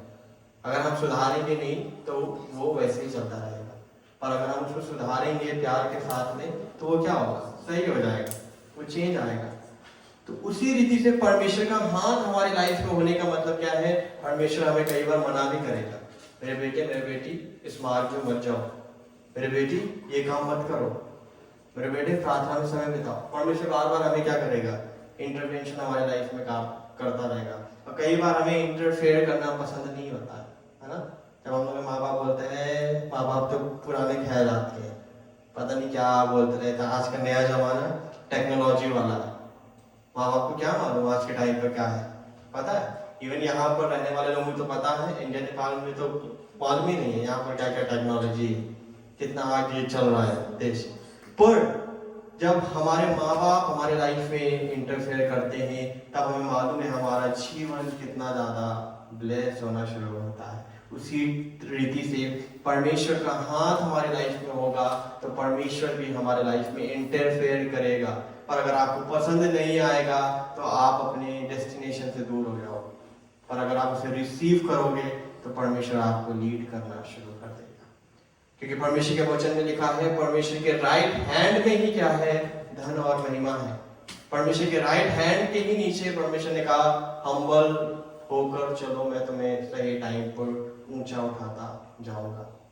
तो परमेश्वर का राइट हैंड, मैंने बताया था कि टाइम में राइट हैंड के बारे में प्रीचिंग करूंगा, उसका एक पॉइंट आज हम सुनने वाले हैं। तो परमेश्वर का राइट हैंड में सब कुछ छिपा हुआ है, सारा आशीष है, सारा ब्लेसिंग, और उसी राइट हैंड के द्वारा परमेश्वर क्या बोल रहा है, मैं तुम्हें पकड़ कर रखूंगा। तो सोचिए परमेश्वर का हृदय कैसा है, परमेश्वर हमें ब्लेस करना चाहता है। लेकिन अब सवाल ये उठता है, क्या आप परमेश्वर की आशीष पाना चाहते हैं कि नहीं पाना चाहते? ये आप पे डिपेंड है। 2026 में परमेश्वर आपको आशीषित करना चाहता है, ब्लेस करना चाहता है हर एक एरियाज में, लेकिन ये अब आप पर डिपेंड है कि आप परमेश्वर की आशीषें प्राप्त करना चाहते हो कि नहीं चाहते। आमीन। आइज़ाया 41 वर्स 10 NIV में इस तरीके से लिखा है, So do not fear, for I am with you. Do not be dismayed, for I am your God. I will strengthen you and help you. I will uphold you with my righteous right hand. आमीन। कई बार हम जीवन में डर जाते हैं और डर आना भी स्वाभाविक है ना। लाइफ में कुछ इंसिडेंट हुआ, लाइफ में कुछ परिवार में कुछ घटना घटा, कलीसिया में कुछ हुआ, या दोस्त यार के लाइफ में कुछ घटना हुआ, कभी कभी हम लोग एक्सीडेंट देख लेते हैं रास्ते में, है ना, भयंकर एक्सीडेंट। तो हमारे जीवन में डर आना स्वाभाविक है। अब कोई कोई कॉकरोच से डरता है, कोई कोई किसी कीड़े से डरता है, लड़के लोग ज्यादा कॉकरोच से डर जाती हैं। तो डर आना स्वाभाविक है।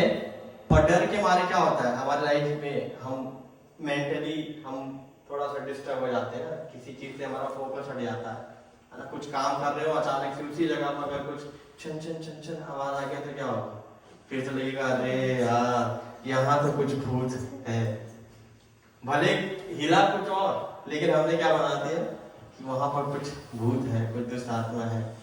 अब क्या हो गया, डर आ गया तो वहां गोल का फोकस हट गया। हमें क्या, हम काम करने गए, जॉब पे गए, लेकिन वहां छन छन छन आवाज आ गया, अब काम में मन ही नहीं लगेगा। पहले मैं भी डरता था, मैंने बताया ना, पहले मैं भी बहुत डरता था। कुछ भी जरा सा आवाज आए तो अरे यार शैतान है क्या, शैतान है भी नहीं, हवा चला, पर्दा हिला, कर्टन हिला, लेकिन अब क्या हमने बना दिया कि शैतान है वहां पर। तो परमेश्वर का वचन क्या कहता है, डरो मत, fear not, I am with you। परमेश्वर का वचन कह रहा है डरो मत, I am with you। परमेश्वर का वचन 2026 में हमारे लिए कह रहा है किसी भी डर से मत डरो, किसी भी एक्सीडेंट से मत डरो, किसी भी कमी घटी से मत डरो, किसी भी अनसर्टेन सिचुएशन एक्सीडेंट से मत डरो। 2026 में मैं अपने धर्म में हाथ से तुम्हें संभालने वाला हूँ। आमीन। 2026 में परमेश्वर का वायदा है कि मैं तुम्हें ब्लेस्ड करने वाला हूँ, मैं तुम्हें अपने हाथ से आशीषित देने वाला हूँ। आमीन। परमेश्वर यहाँ पर पर्सनल रीति से कह रहा है आई एम योर गॉड, मैं तुम्हारा परमेश्वर हूँ जो तुम्हें थामे रहूंगा। मैंने पहले ही बताया परमेश्वर हमसे पर्सनली बात करना चाहता है, पर्सनल परमेश्वर रिलेशनशिप हमारे साथ एस्टैब्लिश करना चाहता है। जैसे हम खूब सारा बात करके ना, मेरे को 8 साल में बात नहीं किया, शादी हो गया, पहले बात किया शुरू हुई। परमेश्वर चाहता है कि जैसे हम गर्लफ्रेंड बॉयफ्रेंड बात करते हैं, हस्बैंड वाइफ का बातचीत होता है ना, घर में क्या करना है, क्या बनाना है, सारी चीजें होता है, फैमिली प्लानिंग होता है। सेम टू सेम परमेश्वर चाहता है कि हमसे पर्सनली वो बात करे, पर्सनली हमसे वो इनकाउंटर करे। परमेश्वर चाहता है हम भी उससे थोड़ा सा सलाह ले लें, उसने हमें जीवन दिया है। परमेश्वर चाहता है हम थोड़ा सा समय तो परमेश्वर के साथ बिताएं। और परमेश्वर हमारी कमजोरियां जानता है, परमेश्वर जानता है हम डर जाते हैं, परमेश्वर जानता है हमें परमेश्वर का हाथ चाहिए। परमेश्वर चाहता है कि हम उस पर डिपेंड हो। इसलिए परमेश्वर कह रहा है मेरे बेटे मेरे बेटी, छोटे से चर्च मत डर, क्योंकि मैं तेरा परमेश्वर हूँ। आमीन।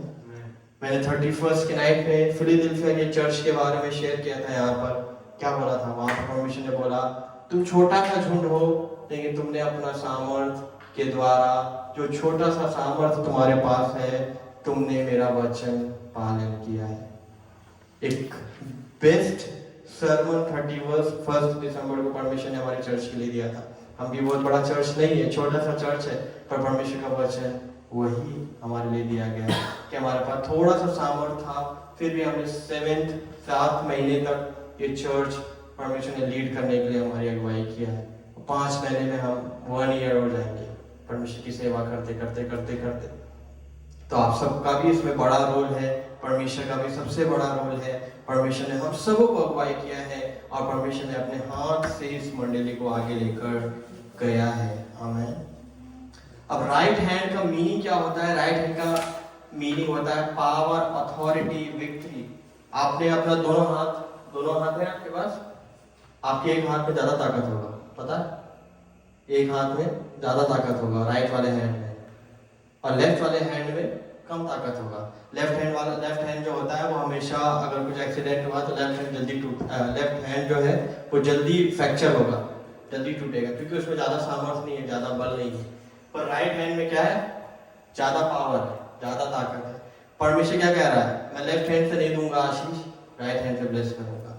और जब परमेश्वर हमें ब्लेसिंग देगा, परमेश्वर हमें आशीषित करेगा, परमेश्वर कह रहा है तुम भी अपना दाहिने हाथ से औरों को ब्लेस करो। आमीन।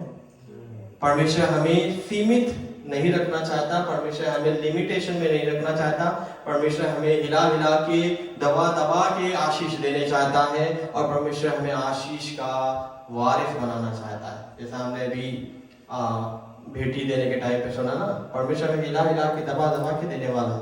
तो परमेश्वर चाहता है हम उसके हाथ को पकड़े रहे। परमेश्वर का दाहिने हाथ का मतलब है वो हमें गाइड करेगा, प्रोटेक्ट करेगा, लीड करेगा। जब हम गिर भी जाएंगे तब भी परमेश्वर हमें दोबारा उठा देगा। आमीन। तो आप ये बात विश्वास रखिए कि इस साल हमें परमेश्वर का उपस्थिति चाहिए, परमेश्वर का हाथ भी चाहिए, क्योंकि परमेश्वर का हाथ दर्शाता है परमेश्वर की उपस्थिति को। आमीन। जैसे पिताजी अपने छोटे बच्चे का हाथ थाम कर चलते ना, चलना सिखाते हैं। चलना नहीं आता ना बच्चों को, चाहे लड़का हो चाहे लड़की हो, पापा पकड़ के चलना सिखाते हैं। वैसे परमेश्वर कह रहा है 2026 में मैं तुम्हारा परमेश्वर हूँ, मैं तुम्हारा हाथ थाम कर तुम्हें चलना सिखाऊंगा। 2025 वाली एक्सपीरियंस से 2026 में हमें विक्ट्री नहीं मिलेगा, याद रखिएगा। मैंने बताया था ना, साउल का सब पहनकर डेविड जा रहा था जंग में लड़ने के लिए। अब साउल का तो सब बड़ा बड़ा है ना, बड़ा आर्मर, बड़ा तलवार, बड़ा ब्रेस्ट प्लेट, लेकिन आपको क्या चाहिए? अपना एनॉइंटिंग चाहिए, फ्रेश एनॉइंटिंग चाहिए, फ्रेश अभिषेक चाहिए। 2025 के जैसा नहीं होने वाला है यीशु मसीह के नाम से। इसलिए 2025 वाले एक्सपीरियंस को मत याद करिए, 2026 में नया फ्रेश एनॉइंटिंग परमेश्वर से लीजिए और परमेश्वर के हाथ को थाम कर चलिए। आमीन। लास्ट पॉइंट जल्दी से खत्म करेंगे क्योंकि हमारे पास परमेश्वर का मेज भी है। Walking in God's presence bring maturity. परमेश्वर को उपस्थिति में हृदय परिपक्वता लाउँछ। जब हम परमेश्वर की उपस्थिति में चलते हैं हमारे जीवन में मैच्योरिटी आना शुरू होता है ना। हम हमेशा जेनेसिस चैप्टर 1 वर्स 1 नहीं पढ़ेंगे। In the beginning God created heaven and earth. किसी को बोलो तो वही पढ़ता है कि मैं बस 91 पढ़ता हूँ, 91 सुबह शाम 365 डेज क्या पढ़ते हो? 91 बोले किसी को टारगेट नहीं किया, किसी का नाम नहीं लिया, तेरा स्त्री मुंछा है ना। कई ऐसे होता है, एक ही वचन याद किया जीवन में तो बस वही 91। अब किसी ये पसंद आता है वचन कि परमेश्वर ने मनुष्य को अकेला रहना अच्छा नहीं समझा, इसलिए एक साथी बनाया है। तो कोई वो वही पढ़ता रहेगा। वो भी पढ़ना जरूरी है, लेकिन परमेश्वर ने हमें उत्पत्ति से लेकर परमेश्वर ने हमें प्रकाशन तक बुक दिया है। हमें इसमें भी पढ़ना है, हमें इसमें भी मैच्योर होना है, इस पे भी हमें परफेक्ट होना है। हमें ऐसे एकदम दूध पीने वाले बच्चे बनकर नहीं रहना है। परमेश्वर के वचन में भी लिखा है हमें खाना खाने वाला भी बनना है ना।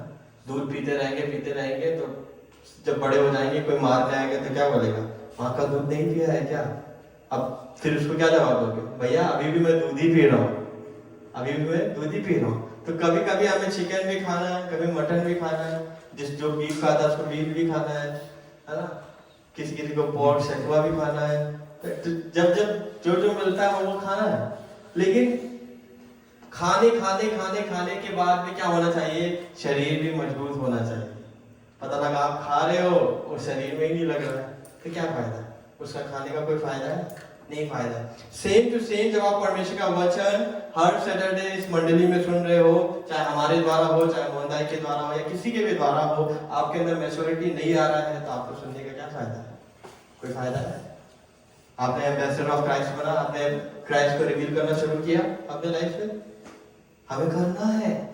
हम सिर्फ यहाँ सुनने के लिए हाँ बड़ा इंटरेस्टिंग है, बड़ा इंकरेजिंग है, अरे आज तो मैं हाथ थाम कर चलूंगा, आज यहाँ से घर पहुंचने तक हाथ थामेंगे, फिर क्या पता नहीं क्या वचन सुना था यार, मालूम ही नहीं है। परमेश्वर का हाथ ही नहीं दिखाई दे रहा तो थामू किसको?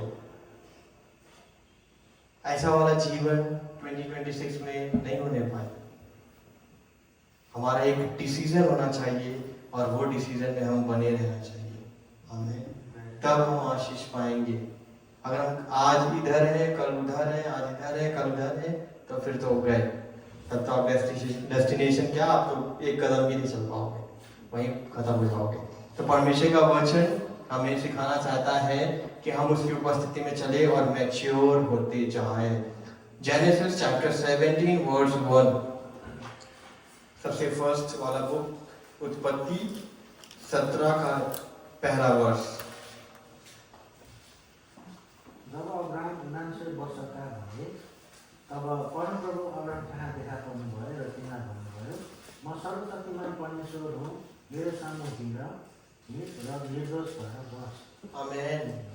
अब्राहम कितने वर्ष का हो गया? 99। अरे बाप रे बाप, 99 का हो गया है। परमेश्वर फिर भी कह रहा है भैया अभी भी तुम्हें मैच्योर होने की आवश्यकता है।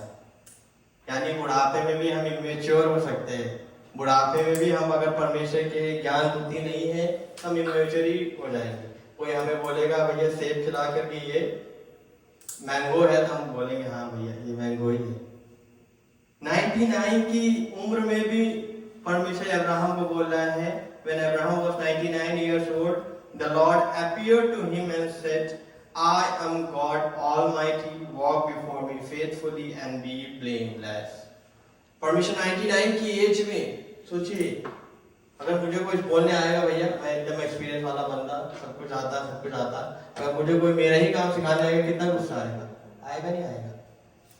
सेम टू सेम अब्राहम जो इतना आशीष का वारिस है, इतना ब्लेस्ड है, इतना सब कुछ पाया हुआ व्यक्ति से परमेश्वर बोला है अभी भी तुम्हारे में कुछ कच्चापन है, अभी भी तुम्हारे अंदर क्या है, कुछ परिपक्व नहीं है, अभी तो परमेश्वर के वचन में मजबूत नहीं हो।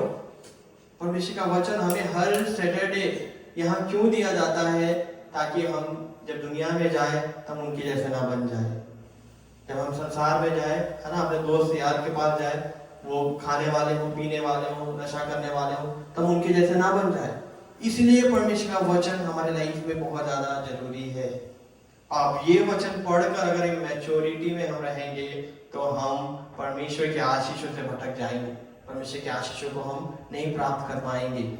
आज की दुनिया में अगर हम देखें तो सक्सेस किस तरीके से नापा जाता है कि भैया अच्छा पैसा हो, अच्छा घर हो, अच्छा गाड़ी हो, सब कुछ अच्छा हो। और परमेश्वर अब्राहम से क्या बोला है कि तू सक्सेसफुल बन जा, तू पावरफुल बन जा, तू फेमस बन जा। परमेश्वर ये बोल रहा है? परमेश्वर ये बोल रहा है अब्राहम से? नहीं, परमेश्वर अब्राहम से बोला है walk before me and be blameless. परमेश्वर कह रहा है मेरी उपस्थिति में चलो और मैच्योर होते जाओ, सिद्ध होते जाओ। स्पिरिचुअल मैच्योरिटी आपके लाइफ में तब आएगी जब आप परमेश्वर के साथ चलना शुरू करोगे। आमीन। जब आप परमेश्वर के साथ, परमेश्वर का वचन के साथ, परमेश्वर की आराधना में, प्रार्थना में समय बिताना शुरू करोगे, उस टाइम से आपकी लाइफ में मैच्योरिटी आना शुरू हो जाएगी। तब आप 91 के साथ साथ और वचन भी पढ़ना शुरू करोगे। 91 पे नहीं अटके रहोगे, या जेनेसिस 1 के 1 पर नहीं अटके रहोगे। आपको लगेगा यार परमेश्वर का वचन और क्या कहता है मेरे लिए, और परमेश्वर के वचन में क्या क्या आशीषें छुपी हुई, वो हम प्राप्त करेंगे। हमें अब्राहम 99 की एज में ऑलरेडी उसने अपना घर छोड़ा है, सब कुछ छोड़ा है, सारा घराना, माँ बाप, सारा आशीषें छोड़कर ही वो आया है। किस लिए? परमेश्वर ने जो एक वायदा किया हुआ देश है उसको प्राप्त करने के लिए। लेकिन वो वायदा किया हुआ देश में आप बिना परमेश्वर की उपस्थिति के नहीं पहुंच सकते। हमें हम लोगों ने बड़ा जोश के साथ चर्च शुरू किया है, लेकिन हम यहाँ पर सीमित होकर नहीं बैठ सकते। हमें और भी लोग चाहिए, और भी आत्माएं चाहिए, और भी हमें लोगों को बचाना है। हमारे मित्र, हमारे दोस्त जो आज परमेश्वर को नहीं जानते, उनको भी गॉस्पेल शेयर करके परमेश्वर के राज में लेकर आना है। ये है स्पिरिचुअल मैच्योरिटी। हमें जब कोई आपसे बोले पीटर के समान ये भी तो परमेश्वर के साथ था, ये भी तो यीशु के साथ था, आप क्या करोगे? 3 बार इनकार करोगे 3 बार आप इनकार कर दोगे। ऐसा तो नहीं है, पर आप स्पिरिचुअल मैच्योरिटी के साथ परमेश्वर में बढ़ोगे और बोलोगे हाँ मैं यीशु मसीह को मानने वाला व्यक्ति हूँ, मैं प्रभु को मानने वाला, मैं क्राइस्ट को रिवील करने वाला व्यक्ति हूँ, मैं क्राइस्ट का एम्बेसडर हूँ। आमीन। अब परमेश्वर क्यों कह रहा है वॉक बिफोर मी? वॉक बिफोर मी का मतलब क्या है? एक दिन परमेश्वर के साथ चलो और 6 दिन तुम ना चलना। 6 दिन खाना पीना मस्त करना, काम करना, डबल शिफ्ट करना, है ना, खूब पैसा कमाना, 7वें दिन आकर अपना बेटी डाल देना।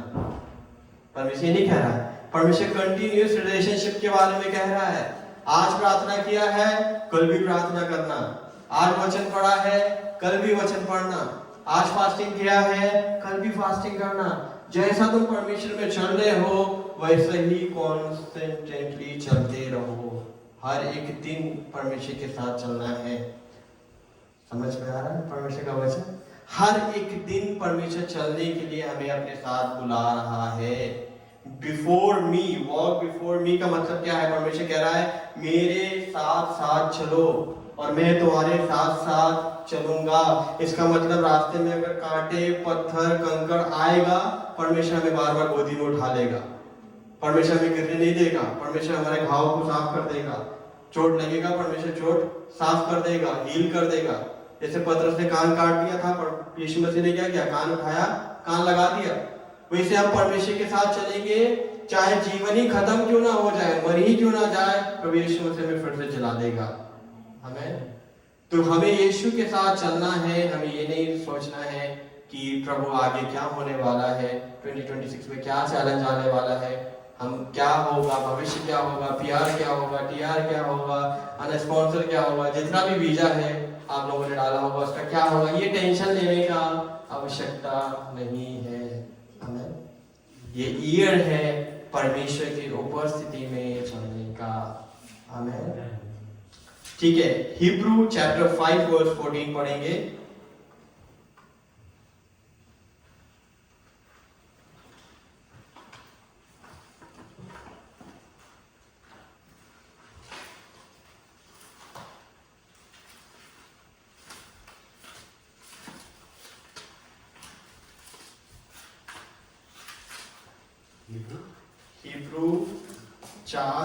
हिब्रू 5 उसका 14।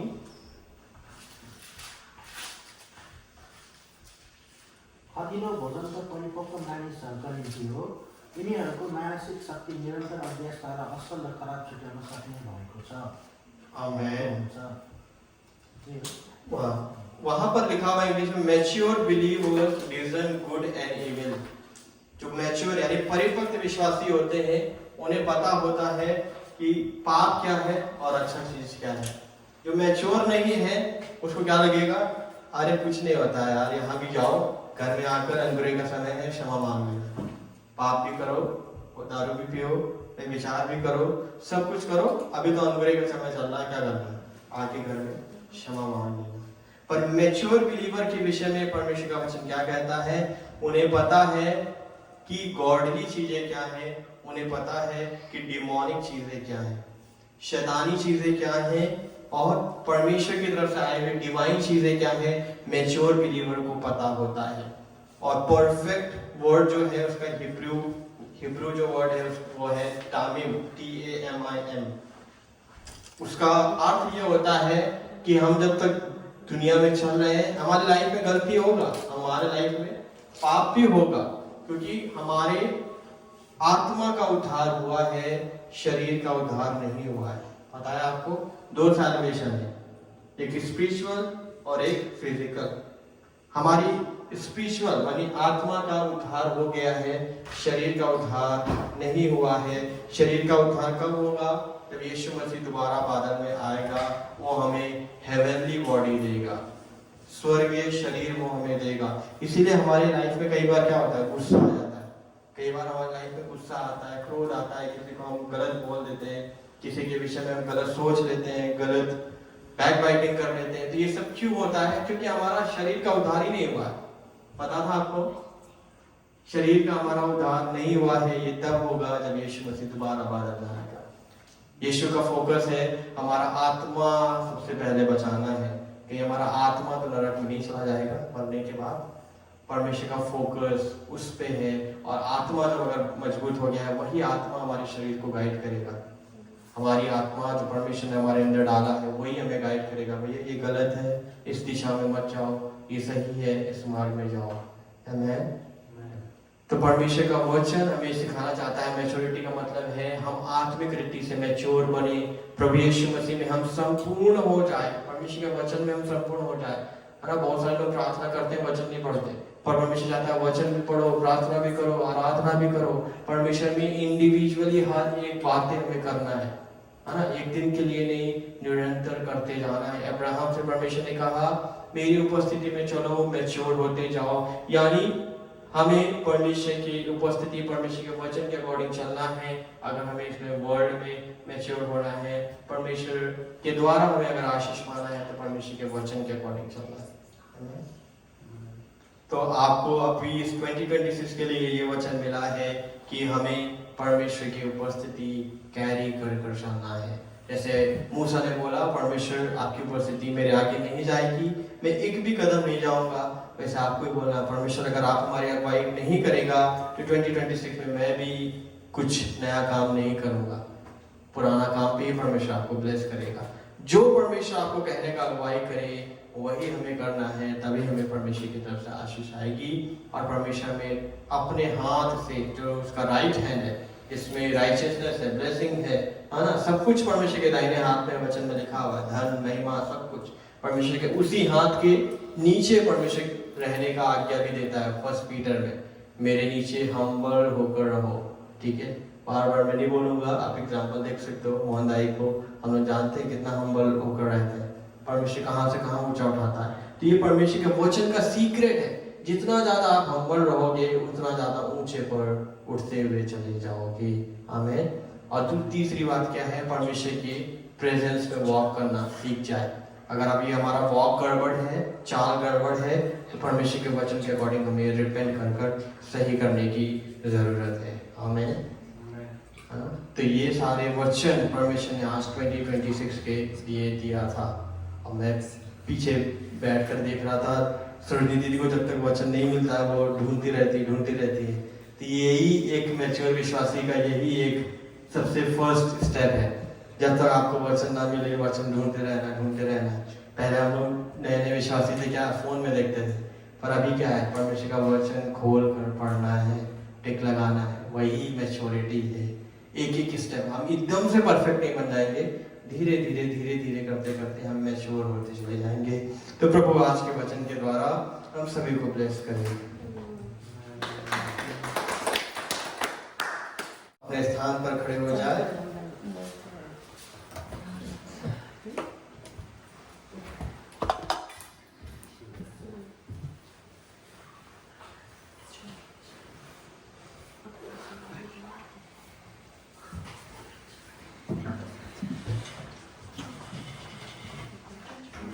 मैं कुछ वचन पढ़ूंगा और उसके बाद हम प्रार्थना के साथ परमेश्वर का जो मेज हमारे आगे रखा गया है उस पर हम भाग लेंगे। आज जो रोटी जो दाखरस हमारे आगे रखा है, प्रार्थना के साथ हम उसमें भाग लेंगे। और परमेश्वर का वचन 1 कुरिन्थियों उसका 11 उसका 23 से आगे वाले पदों में इस प्रकार कहता है, क्योंकि यह बात मुझे प्रभु से पहुंची और मैंने तुम्हें भी पहुंचा दी कि प्रभु यीशु ने जिस रात का पकड़वाया गया रोटी ली और धन्यवाद करके उसे तोड़ी और कहा, यह मेरी देह है जो तुम्हारे लिए है, मेरे स्मरण के लिए यही किया करो। इस रीति से उसने बियारी के पीछे कटोरा भी लिया और कहा, यह कटोरा मेरे लहू में नई वाचा है, जब कभी पियो तो मेरे स्मरण के लिए यही किया करो। क्योंकि जब कभी तुम यह रोटी खाते और इस कटोरे में से पीते हो तो प्रभु की मृत्यु को जब तक वह न आए प्रचार करते रहो। इसलिए जो कोई अनुचित रीति से प्रभु की रोटी खाए या उसके कटोरे में से पिए, वह प्रभु की देह और लहू का अपराधी ठहरेगा। इसलिए मनुष्य अपने आप को जांच ले, इसी रीति से इस रोटी में से खाए और इस कटोरे में से पिए।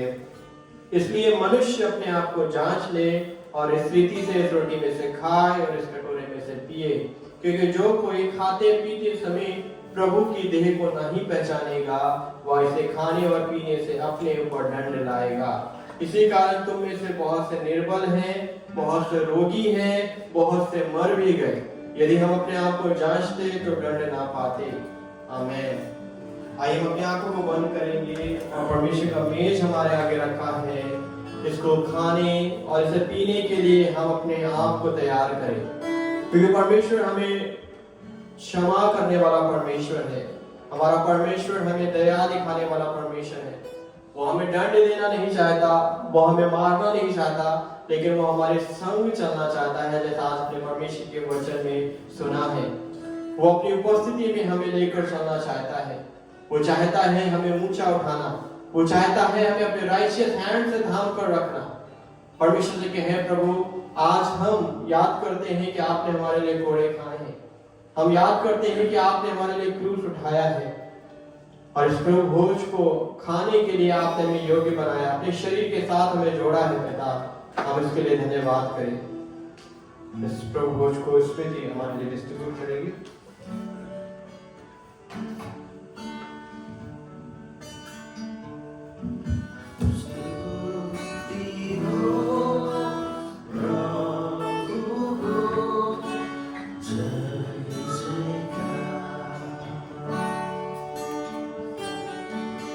स्तुति होस् प्रभुको, जय जयकार। भुल्ने छैन त्यो दृश्य प्रभु येशूको, कल्भरीमा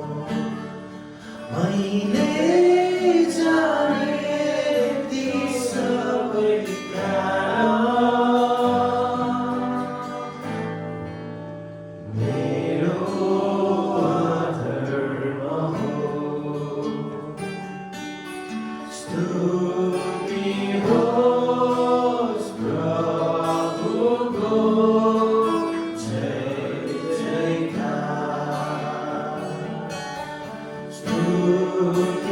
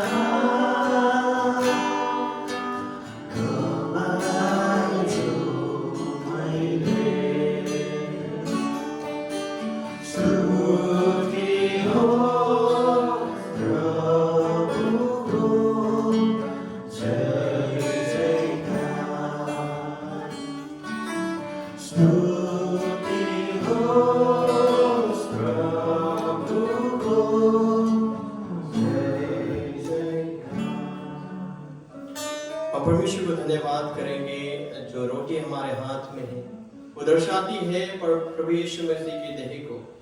प्रभु हमारे लिए कितना कष्ट सहा, कितना दुख सहा, हमारे लिए कितना उसने कोड़े खाए, लोगों ने उस पर थूका, लोगों ने उसे मारा, लोगों ने उसे उल्टा सीधा कहा।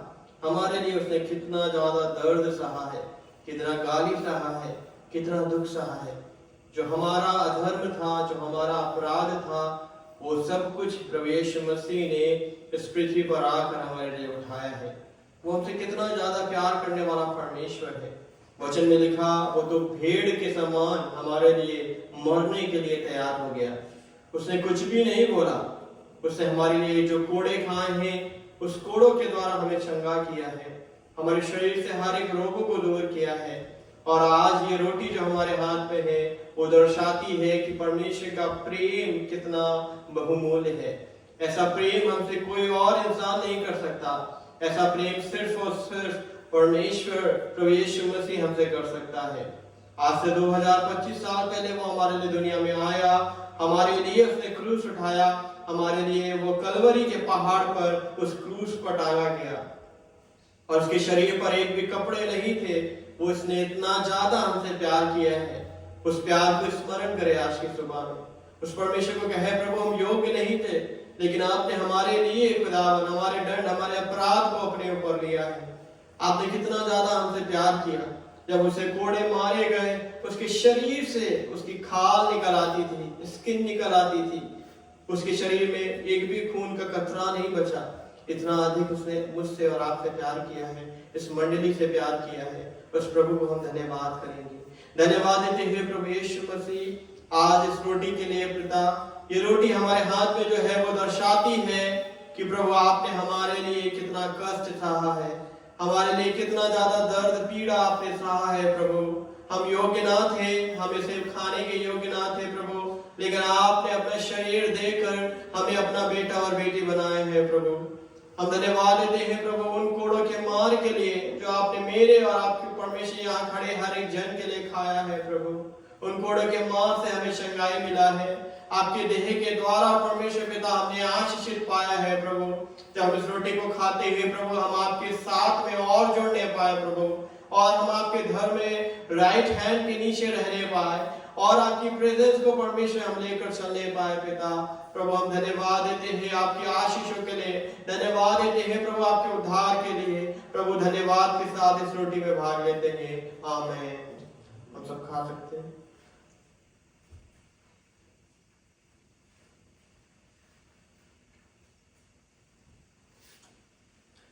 रोटी के बाद प्रभु यीशु मसीह ने अपने हाथ में लहू का कटोरा उठाया और कहा ये मेरे लहू को दर्शाता है। प्रभु यीशु मसीह के लहू में छुटकारा है, उसके लहू में चंगाई है, उसके लहू के द्वारा शैतान भी भाग जाता है। और वही लहू उसने हमारे और आपके शरीर के अंदर डाला है। वही लहू आज इस मंडली के चारों तरफ है। हम विश्वास करते हैं कि प्रभु ने हमसे अगप्य प्रेम किया है। वो प्रेम जो हमसे और कोई नहीं कर सकता, वो प्यार उसने कर कर दिखाया है। उस प्रभु यीशु मसीह की उस लहू बहाए जाने के द्वारा उसने हमें दाम देकर खरीदा है, अपना बेटा और बेटी बनाया है। और वचन में लिखा हुआ है कि अंत में जब वो क्रूस पर था, उसके शरीर में जब भाला डाला गया, उसके शरीर से पानी निकल आया। इतना शरीर का एक एक बूंद उसने खून हमारे और आपके लिए बहाया है। उसने इतना अधिक हमसे प्यार किया है। 300 किलो के ऊपर भारी क्रूस उसने उस गर्मी के टाइम पर हमारे और आपके लिए उठाया है। वो कांटों का ताज उसने मेरे और आपकी शर्म के लिए पहना है। लोगों ने उस पर थूका है, लोगों ने उसको गाली दिया है, लोगों ने उसको क्रूस पर चढ़ा दिया है, लेकिन वो चुपचाप सारा दंड, सारा कष्ट हमारे लिए लेकर चला गया है। उसने हमारे लिए सारे श्राप को ले लिया है, क्योंकि वचन में लिखा जो क्रूस पर टांगा जाता है वो श्रापित होता है। हमारे ऊपर आज कोई श्राप नहीं है, हमारे ऊपर कोई आज दंड नहीं है, क्योंकि प्रभु यीशु मसीह ने हमारे लिए सारा दाम चुकाया है। और क्रूस पर उसने कहा है इट इज फिनिश्ड, सब कुछ पूरा हुआ है। हम धन्यवाद करें कि प्रभु आज भी हमसे उतना ज्यादा प्यार करता है। आज भी उसके लहू में सामर्थ है, छुटकारा है, चंगाई है और आशीष है। जो ये हमारे हाथ में ये कप है, ये प्रभु का प्यार दर्शाता है, प्रभु का लहू दर्शाता है जो उसने मेरे और आपके लिए बहाया है। धन्यवाद प्रभु, धन्यवाद यीशु राजा। प्रभु धन्यवाद देते हैं आपके अगप्पे प्यार के लिए। प्रभु ये लहू जो हमारे हाथ में है, आपने खुदा हमारे और यहाँ खड़े हर एक जन के लिए बहा दिया प्रभु। इस लहू के द्वारा हमें छुटकारा उद्धार दिया है पिता, और इस लहू के द्वारा शैतान का कोई अधिकार हमारे शरीर हमारे जीवन में नहीं है। इसके लिए धन्यवाद प्रभु। हम स्मरण करते हैं कि आपने हमसे कितना ज्यादा प्यार किया है प्रभु, कि शरीर का एक एक लहू, एक एक खून, एक एक रगत हमारे लिए बहा दिया पिता। हम धन्यवाद देते हैं, और हमें अपना बेटा और बेटी बनाया है, हमारे हर एक पापों को हमसे दूर किया। इसके लिए धन्यवाद प्रभु। आप जब ये परमेश्वर पिता लहू को पीते हैं, हमारे शरीर निरोगी होने पाए, शरीर में कोई भी बीमारी का खुदावन स्थान न होने पाए पिता। ये लहू जब हम खाए पिए परमेश्वर पिता, आपका बल सामर्थ हमारे जीवन में आने पाए, और हमारे जीवन के द्वारा आपके नाम को महिमा मिलने पाए। प्रभु हम धन्यवाद देते हैं, सारी आशीषों के लिए धन्यवाद, यीशु के नाम से मांगते हैं, आमीन। लहू पी सकते हैं।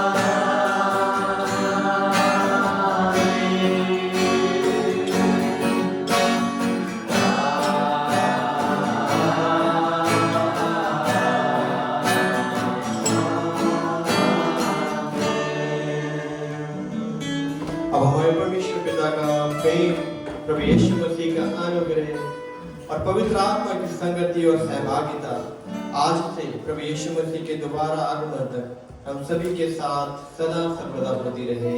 आमीन। सब जय मसीह।